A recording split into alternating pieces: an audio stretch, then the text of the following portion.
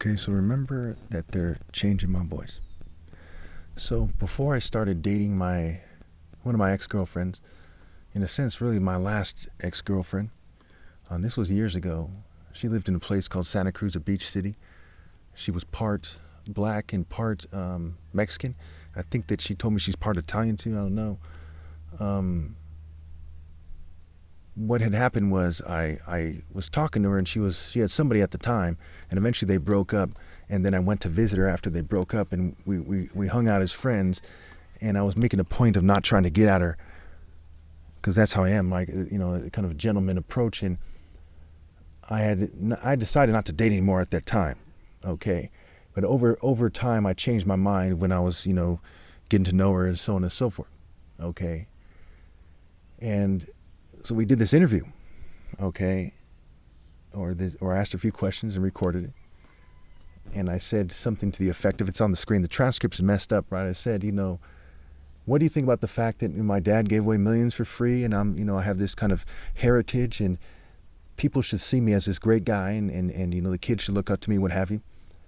And she says, that she thinks it's great, and that I have mad heart, and that she's grateful to know me. Okay. So she didn't say, hey, I think it's great that your dad's a brain surgeon and that, he's a successful black man, so on and so forth. Okay. She said that she's grateful to know me because I have mad heart, right? In other words, heart that is like hardly seen, basically never seen. Now, if you look at the context and what I've accomplished, my heart goes beyond everybody's, right? The heart of heart, right? The passion of Christ, the top martial arts ever possible.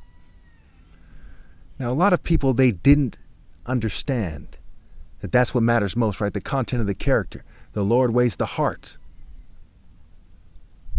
King David being a man after God's own heart.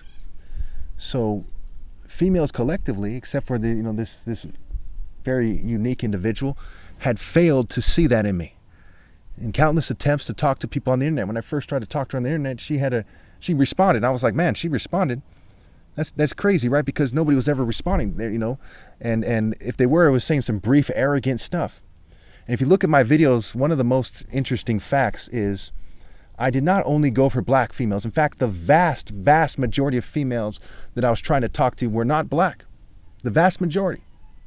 And the females you see in the interviews themselves that you see on camera, if I'm not mistaken, every last one of them was black. One's from Sudan.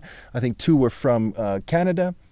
One of them helped me with a song. One was from Santa Cruz, okay?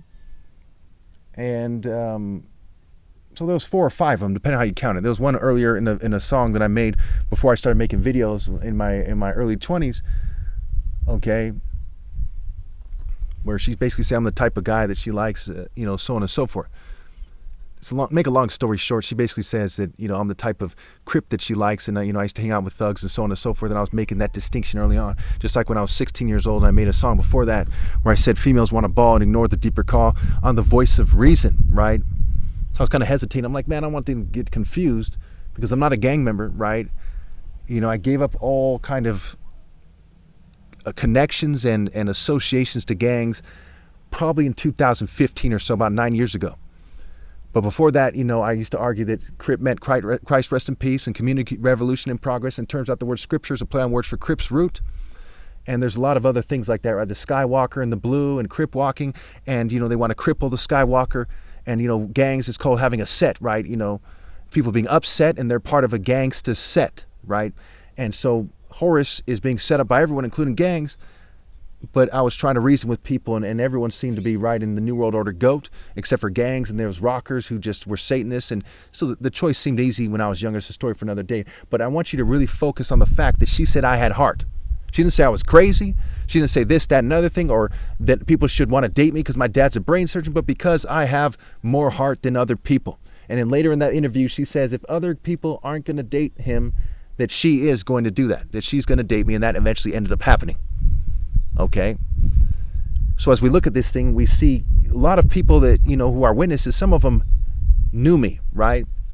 I believe the female there, she didn't witness any of the events on record. She just weighed in regards to kind of politics and things in general.